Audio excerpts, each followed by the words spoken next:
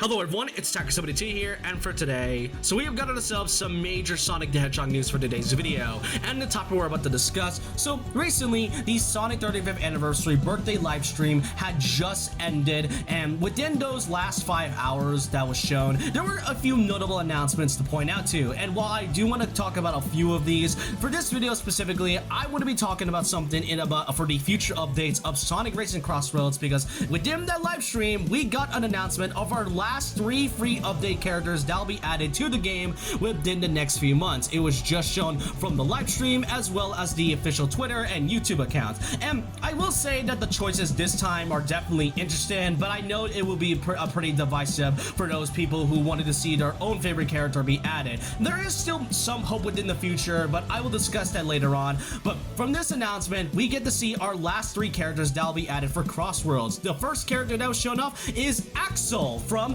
Crazy Taxi. Now, this is an odd choice that I know some may be a little bit surprised about, because when people tend to associate a Sonic Racing game with Crazy Taxi, many would point out to the character BD Joe. So it comes up as a bit of a surprise, because like personally I've never really played much. I never really played Crazy Taxi, so I don't really have much knowledge with it. And yeah, Axel does seem like a really odd choice at first. Then I took a bit of research, because as much as it really sucks to lose BD Joe, who's definitely like what people associate with Crazy Taxi a lot, I mean, Axel is a character that is kind of considerably known as like the protagonist in the Crazy Taxi games, at least from what I've researched. Again, I've never really played the games myself, so I really want to know. And not to mention, next year we will be getting the new Crazy Taxi World Tour game that'll be releasing on all consoles by like 2027. So Sega has got to find a way to like promote something related to the Crazy Taxi franchise. So as much as it sucks to lose BD Joe, definitely a character that I would honestly like,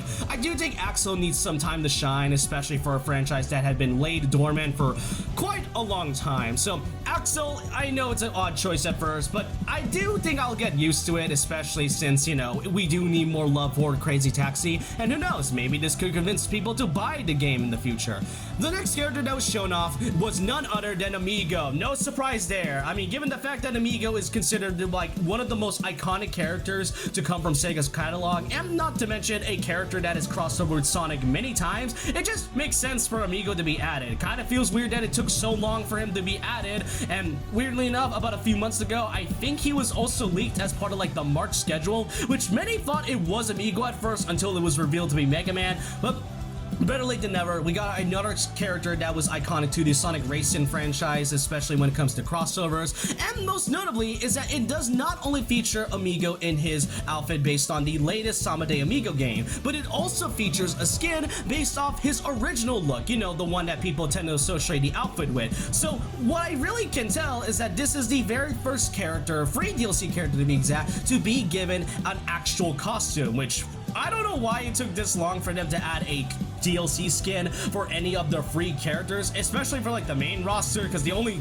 character skins we were given are like the AI skins. Mine is Sage, who's gotten like the original version color scheme of Sage and with the modern one. But yeah, Amigo's now revealed as our second character. Now obviously there is a third one, and it is by far, if not the most unsurprising announcement that many fans, including myself, were expecting, because what better way to announce something for Sonic's 35th anniversary than with our third character being Classic Sonic. Yep, Classic Sonic has been added. No surprise that he was going to be added, especially for something as special as Sonic's 35th anniversary. And look, I know some fans have gotten pretty tired of Classic Sonic appearing in almost every game since Generations. When Generations came out, obviously Classic Sonic was quite a special occasion between him and modern Sonic. And really, as time goes on, by the time we saw, you know, Classic Sonic in Mania and then Forces, it kind of goes to show that they are pretty much doing a lot by adding Classic Sonic in this one. And regardless on how I feel about this edition, I can say is that they put quite a lot of effort into this character.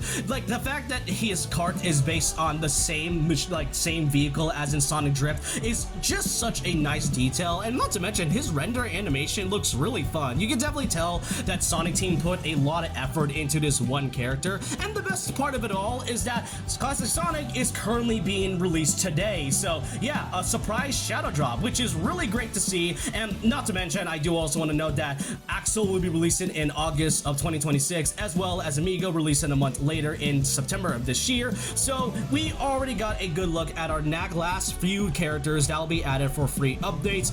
But the weirdest part and most interesting thing about this is that if Classic Sonic is releasing today, then what exactly is happening on the 29th? I'm pretty sure it could likely just be a festival based on Classic Sonic, but they never really specified that at all. So it is kind of interesting to see what Sega has to hide. Maybe they'll probably announce something more in the future, who knows. But also the note is that they also revealed a new music collection, being the Sega Music Collection, and really sad that Ulala's music track is here. Like, we get music tracks from Space Channel 5, but Ulala isn't there as a playable character whatsoever.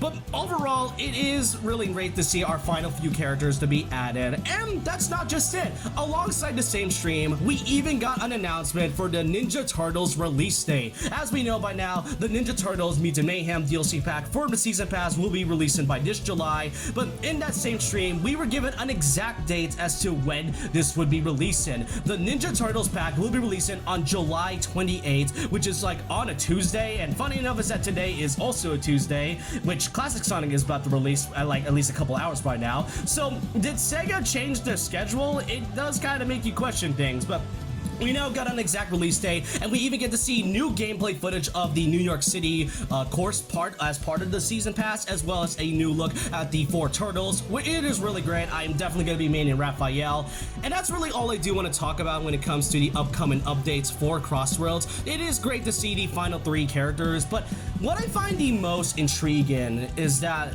they haven't really said anything about whether or not they'll be continuing the free DLC updates, because with the Season 2 pass featuring the Godzilla and the Evangelion pack with 4 more franchises to come, it does kind of leave at a certain point whether or not Sega or Sonic Team is going to be adding more free characters in the future. I would definitely love to do that, especially for those fans out there who wanted to see more characters, because if you didn't get any of your favorite characters like Beats or Mephiles or Chaos or just any other Sega or Sonic related character, then maybe there is still hope in the future. Again, it does seem intriguing that they have been pretty quiet about it, and there's still some characters I'm surprised they didn't add. Like, you know, I'm surprised Atlas didn't have another character represented after Joker, but yet Yakuza had like 2 characters.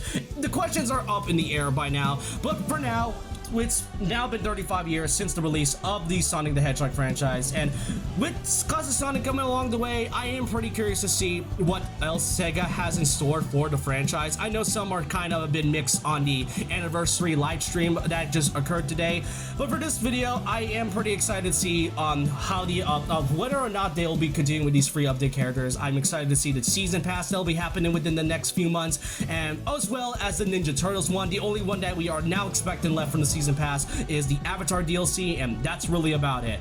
But I hope you guys enjoyed this. This was a much longer video than what I do usually with my Sonic Crossworlds videos, but this is a pretty special occasion for the franchise after all, and I can't wait to see what else they have in the future. And with that, let me know your thoughts and opinions down below on what you think of the final 3 characters that is shown for now for Sonic Racing Crossworlds, and are you all excited for the Ninja Turtles DLC that will be releasing next month? And so with that, leave a like, comment, subscribe, hit the notification bell for more videos, follow my Twitter and Instagram, and I'll see you guys next time. And remember this, once a legend, always a legend.